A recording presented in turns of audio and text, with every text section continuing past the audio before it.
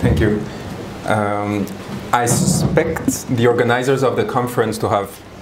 made a kind of a Machiavellian movement by making Mr. Burkhardt's presentation before mine, because I think we're going to have to declare ourselves enemies, as I will try to close your openness whilst trying to make an arrangement by the end. So my paper title my paper is integrating the possibility of elaborating a global social contract relying on the Hobbesian theory through the International Criminal Court. So as we know, the difficult, slow, and interspersed construction of what has become international criminal law, I don't know if you hear me, yeah.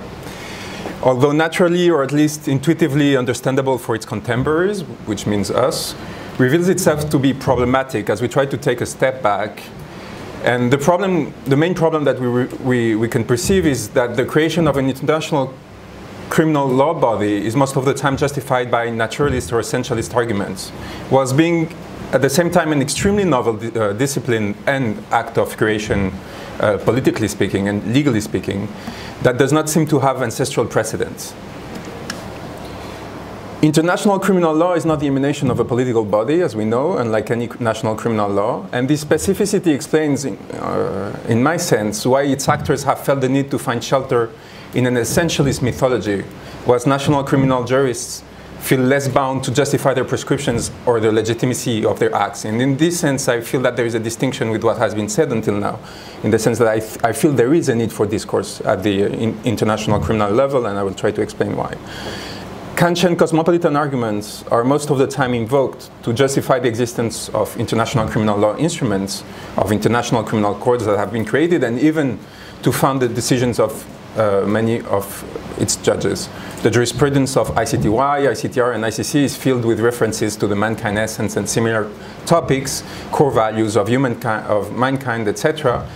that fail, in my sense, to provide solid grounds to its actions. And at the same time, criminalization of mass violence, in particular through international mechanisms, can be considered as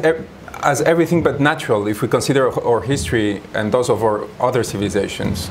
Sadly, many elements suggest that mass violence and impunity for mass violence are a constant in human history and not an exception that would be incompatible with human nature, civilization, etc. Unless we consider that only our time is civilized and none of the previous one has been, which is kind of a view of progress that I would have difficulties to agree with.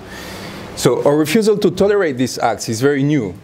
and can be explained only by essentialist arguments, or at least for me it really falls short. Part of the necessity, in my sense, to regardless to the real trends, insist on an essentialist rhetoric, or that can be cosmopolitan, Kantian, etc., to justify the construction of an international criminal law body, can be explained, in my opinion, by the lack of a political body that is able to treat the problem or to support this new legal construction at an international level. Mass violence poses a problem of scale, they often disrespect borders, and of nature. They are political, and therefore often implicate people supposed to be immune or that deny the authority of national justice systems. And these two problems are problems that are at the core of our political modernity, which is structured around the notions of nation state and sovereignty. The incapacity of those two pillars to avoid the development of mass violence in the last centuries, and particularly in the 20th century, explains why the need has been felt for a universal jurisdiction able to criminalize and prosecute these crimes and these acts. But this logical initiative hits an important obstacle, which is the one I just mentioned, that criminal law, which is generally considered to be a convenient tool to refrain violence, is not naturally existent at worldwide scale, simply because criminal law needs by essence a political community to sustain it. Criminal law frames societies and cannot exist outside a society. Its goal is to preserve the members of a society and provide clear guidances of behavior in order to ensure its cohesion and minimal standards that will allow the cohesion of this society. As a natural consequence, criminal law can't exist without a ruling power in charge of ensuring its application, or at least of a pretended community that would exist and that would allow it to maintain itself. That explains, actually, very simply, in my sense,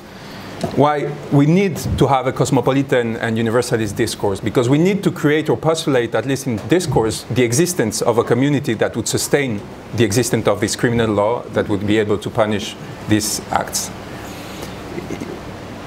So we are here in a paradox and in a contradiction, because in one sense the court can be thought outside a frame society, and at the same time it's an international one that relies on the existence of several societies with very different codes, very different boundaries in terms of what law should be, how law should be applied, and even existence of responsibility, collective responsibility, individual responsibility, the notion that there could be one person that could be responsible for a whole bunch of decisions that have been taken at different levels, etc., etc. So all these obstacles make it very difficult to actually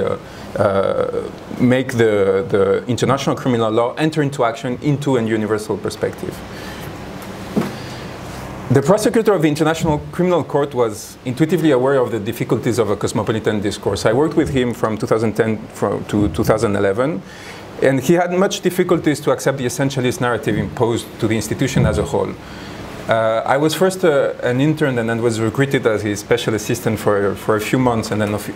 liaison officer in order to think more broadly on how to renovate the narratives that would be able to sustain the action of the International Criminal Court. It was just before the Arab revolutions, the Arab Springs, and the institution gave the impression of being at a stalemate, almost like the Society of Nations, in the moment in which it wasn't able to grasp actually the reality of the geopolitical and contemporary world. So I started thinking about this question first in a very positive and accompanying way for the International Criminal Court and the action of the prosecutor, and progressively more and more criticizing one. But what I'm going to present quickly is a theory that, in my sense, more than criticizing or defending the ICC, allows us to understand what is perceived as flaws or positive actions of the court as a coherent body and frame of action of the court. In contractualist theories, the norm is the source and object of the belonging feeling of the members of the society. It's the cement of a society that is going to be built from its rules and not the contrary. Norms become the depository of their own legitimacy, but they are not the result of a self-foundation.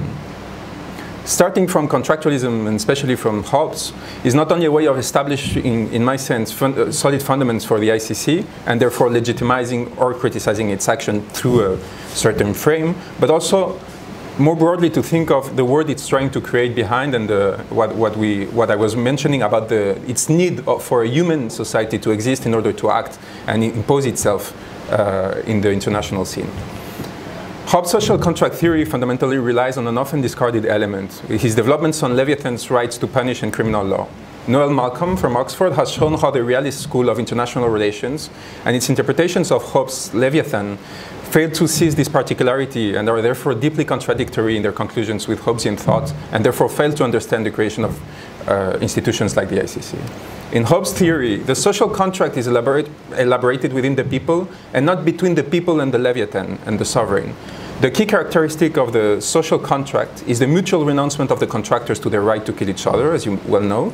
Hobbes' theory interestingly holds on the fact that the Leviathan, as standing apart from the social contract, therefore keeps his right to kill anyone and therefore to punish. Consequently, Hobbes explains the creation of criminal laws as a result of the monopolization of the right to kill by the Leviathan, made possible because he's the only left outside the social contract into a certain territory. That gives him the legitimacy to use his power and impose order and therefore create norms that will be able to fulfill them in the long term. So the idea of my paper is that through a strict hermeneutic of Hobbes' theory, to demonstrate that the court responds to the Hobbes definition of a commonwealth, and that because of the specificity of the criminal law, it is the only institution that could be able to form a global social contract, but more broadly, that the theory of social contract explains the existence of the International Criminal Court. And the translation of the idea of a social contract from a national to a global scale, for me, is compatible with Hobbesian theory. For procedurally, first, the English philosopher himself considers that the social contract, as we all know it, that creates states and sovereigns, is already a translation from the family scale to the nation scale. And so he considers that there is procedurally we can pass from one level to the other level of sovereignty in order to create political bodies that could go, and we can potentially interpret it as an authorization to go further the level of the state and of the Leviathan as he has thought of it. Of course, he thinks of the father being a sovereign in the chapters 20 and 30 of the Leviathan, and it's very clear that he has been inspired by the Westphalian organization of Europe. That happened while he was writing his Obra Maestra, Leviathan, in 1651. This major geopolitical shift structuralized states and sovereignty, as you know, as the two pillars of international relations. And it gave birth to a permanent state of war of all against all that was in every point similar to the state of nature that Hobbes describes and that is supposed to have not existed because Hobbes considers it as a fiction, but to have been like a precedent to the creation of a social contract. It's kind of a fascinating paradox. The emergence of commonwealths at an inter-individual level has given birth to a real state of nature at an international level. And this satisfactory situation, and that's my theory, at the time of Hobbes and of the Westphalian creation, has progressively become destructive for various reasons that couldn't be predicted in the 16th century, including the industrialization of war, the reinforcement of the constraints by the sovereigns on their people thanks to the emergence of modern political and industrial tools, and the emergence of conscription, bloody people's wars, etc. To say in other words, I would suggest that Hobbesian theory has been the political software of our modernity, and its limits have given birth to the extension and systematization of mass violence at unprecedented scales, putting into danger the whole Westphalian edifice and the stability it provided during centuries to the people.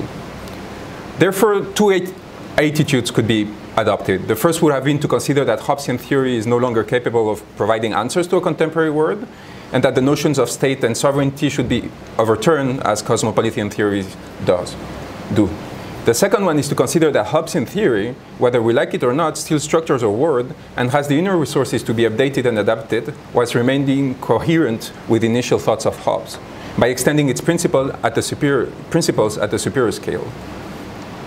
So as I have mentioned, sovereigns have instituted themselves as such by monopolizing the right to punish at their national scale.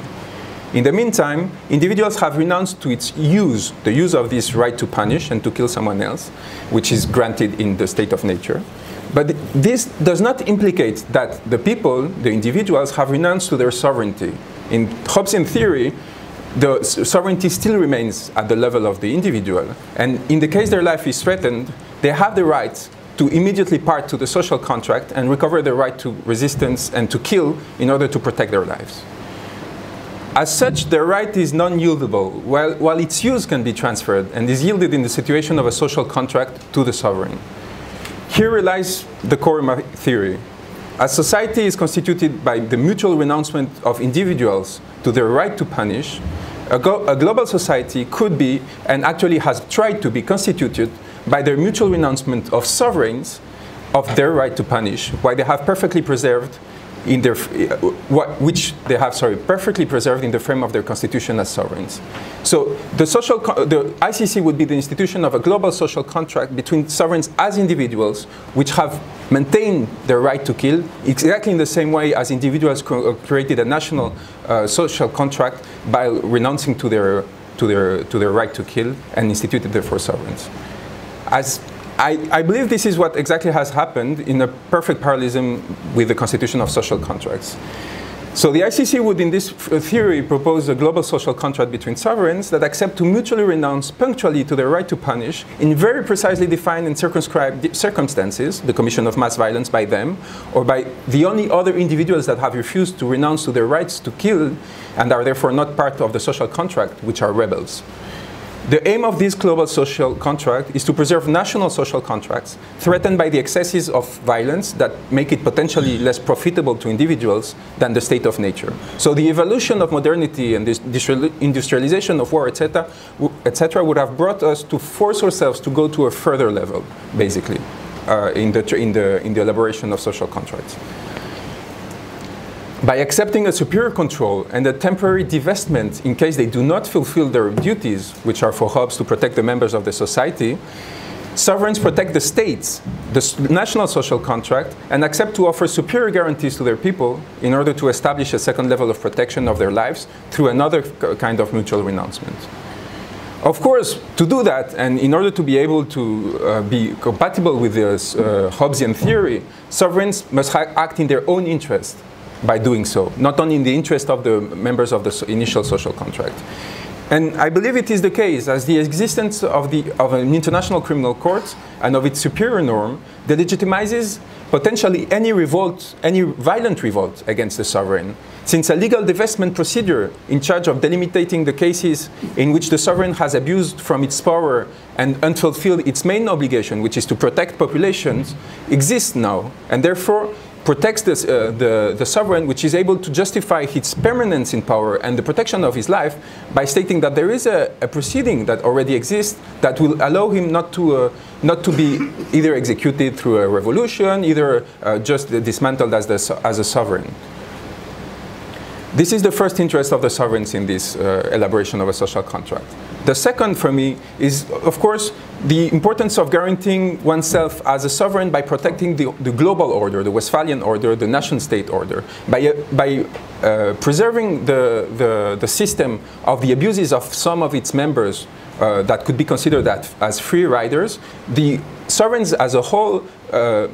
maintain a credibility and a confidence into the system as it exists, and therefore reinforce it and allow it not to disintegrate in something that would be the turnback of empires or a certain form of different political constitutions that would go further than, that would go far from state organized sovereignty. There is one condition, and one very important condition to be able to elaborate this social contract at an international level, at a global level.